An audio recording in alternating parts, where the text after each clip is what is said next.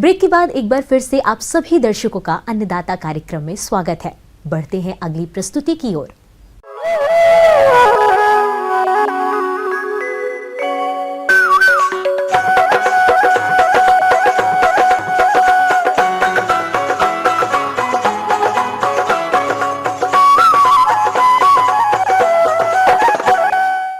मुर्गी पालन कम समय में अच्छा लाभ देने वाला व्यवसाय है और इस व्यवसाय की सफलता का मुख्य आधार है मौसम के अनुसार इनकी देखरेख एवं प्रबंधन, जहां पर किसान अक्सर लापरवाही कर जाते हैं और इसका नतीजा यह होता है कि मुर्गियां कई प्रकार के रोगों की चपेट में आ जाती हैं और सही समय पर उचित प्रबंधन न करने पर इनकी मृत्यु भी होने लगती है। इसीलिए मौसम के अनुरूप मुर्गियों की देखरेख करना जरूरी होता है। और जैसे कि अभी बरसात का मौसम चल रहा है, तो इस स्थिति में हमारे किसान भाई मुर्गियों की देखरेख किस प्रकार से करें, इस बारे में उचित सुझाव दे रहे हैं बिरसा कृषि विश्वविद्यालय जिला रांची के पशु वैज्ञानिक डॉक्टर सुशील प्रसाद।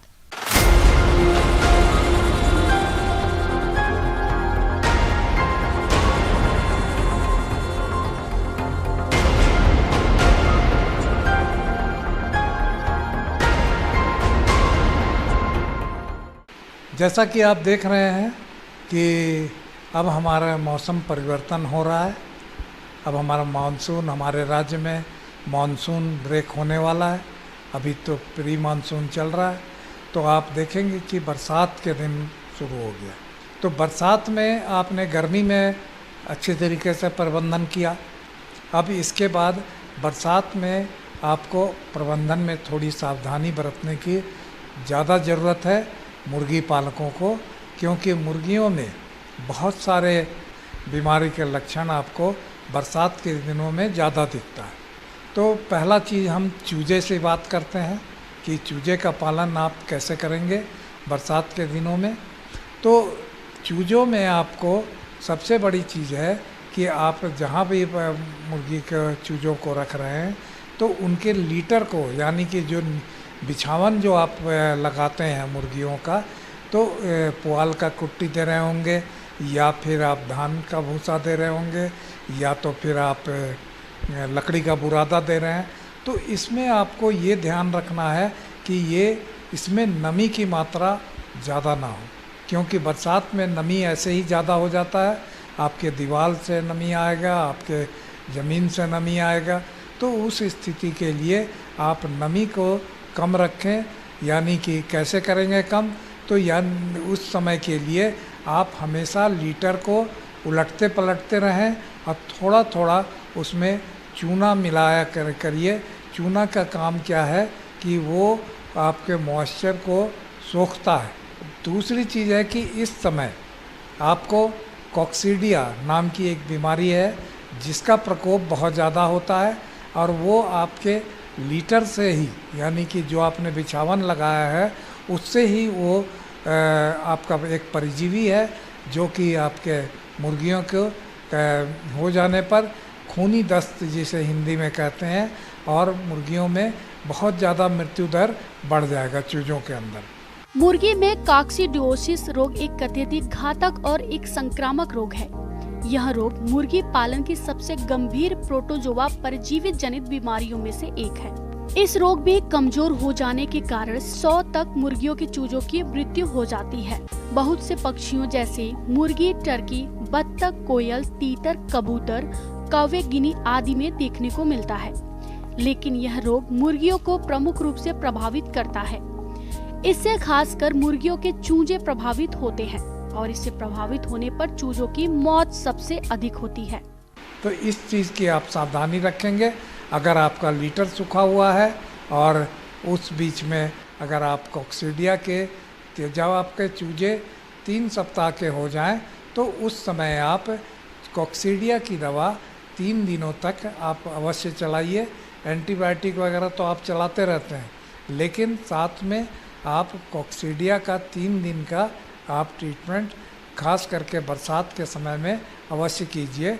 इससे आपके चूजों में मृत्यु दर कम होगी। दूसरी चीज़ है क्या, नमी के साथ आप देखिए, जिसको हम लोग कहते हैं कि ह्यूमिडिटी कहते हैं, यानी कि नमी भी बरसात के मौसम में ज़्यादा हो जाता है, और नमी हो जाने पर मुर्गियों में बहुत ज़्यादा परेशानी आती है। इसलिए जहाँ पर बहुत ज़्यादा नमी हो रहा हो तो ऐसे जगह पर एक पंखा की व्यवस्था कर देना ज़रूरी है। अगर आप सीलिंग फैन लगा सकते हैं, ज़्यादा मुर्गियाँ रख रहे हैं तो बरसात में आप इसको लगाएं तो इससे दोनों फ़ायदा होगा। एक तो लीटर सूखेगा भी, दूसरा है कि जो नमी है उसको शेड के अंदर कम किया जा सकता है। सप्ताह में कम से कम एक बार समय पर मुर्गीशाला की सफाई करें। साथ ही चूने का भुरकाव भी करें। दवा से मुर्गीशाला को अवश्य धोएं। इंक्यूबेटर की सफाई, बर्तनों की सफाई भी जरूरी है। रोग हो जाने पर मुर्गीशाला का लीटर अवश्य बदलें। बीमारी बचाने के लिए समय पर मुर्गियों का टीकाकरण कराएं। रोगित पक्षियों पर तत्काल ध्यान देना चाहिए और रोग से मरे हुए पक्षियों को गड्ढे में दबा देना या जला देना चाहिए। तीसरी बात मैं ये कहना चाहूँगा कि भोजन का प्रबंधन यानी कि दाने का प्रबंधन जो आप मुर्गियों के लिए करते हैं, तो इस समय क्या होता है कि आप अगर दाना खरीद चुके हैं तो उसको कभी भी दीवार से सटा कर मत रखिए। आप हमेशा उसको किसी ड्रम में, है ना, या फिर अगर कम दाना है तो टीना में करके रखिए। लेकिन दीवार से सटा करके बोरा रखेंगे तो उससे क्या होगा कि नमी आपके दाना में आएगा और इससे आपके दाना में फंगस लग सकता है। और ये फंगस लगा हुआ दाना अगर आप मुर्गियों को खिलाएंगे तो बहुत ज़्यादा मृत्यु होने की संभावना है।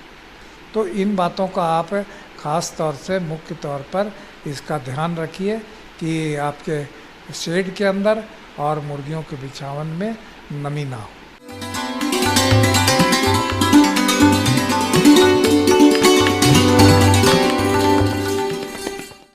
अन्नदाता हेल्पलाइन निशुल्क फोन संपर्क सेवा के माध्यम से आपके द्वारा पूछी गई समस्याओं में से एक या दो महत्वपूर्ण समस्याओं को हम अपने कार्यक्रम में शामिल करते हैं।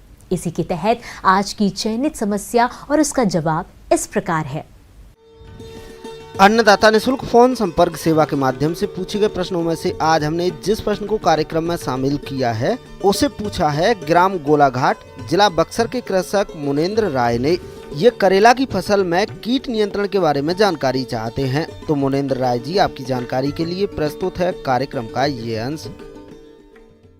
नमस्कार किसान भाइयों, मैं चर्चा करूंगा आपसे आप जो करेली की फसल जो भी जिस समय खूब आ रही जो भी है, देखा जाए अगर जो करेली की फसल में हम जो है शुरू से बीज बोने से लेके अपना तुड़ाई तक जो भी है कुछ ना कुछ जो है प्रबंधन जो है बीज की जो है समस्या से लेके तुड़ाई तक की समस्या रहती है। जैसे ही पौधा थोड़ा सा बड़ा हुआ जो भी है तो उसमें बहुत प्रकार के कीड़े और साथ में हमारे निमेटोड जो कि जड़ के अंदर छुपे रहते हैं। अगर पौधों की बढ़वार अगर रुक गई, अगर कहीं किसी प्रकार की वो पौधा पीला पड़ के झुक गया, समझ लीजिए वहाँ पे जो है सूत्र कमी निमेटोड की समस्या है जो भी है।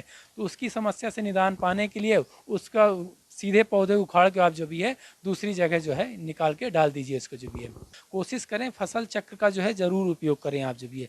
ट्राइकोडर्मा का अगर आप उपयोग करते हैं साथ में तो ट्राइकोडर्मा तो ऐसा कि उसमें बहुत प्रकार के हार्मोन्स पाए जाते हैं जो भी है, जो कि पौधों की वृद्धि के लिए बहुत ही आवश्यक होते हैं जो भी है। किसान भाइयों, इसके अलावा सूत्रकृमि कीट के रासायनिक नियंत्रण के लिए 50 ग्राम थायोमेथाक्सैम और 1 लीटर क्लोरपाइरिफॉस दवा को घोलकर सिंचाई जल के साथ प्रयोग करने से इस कीट के प्रकोप को रोका जा सकता है।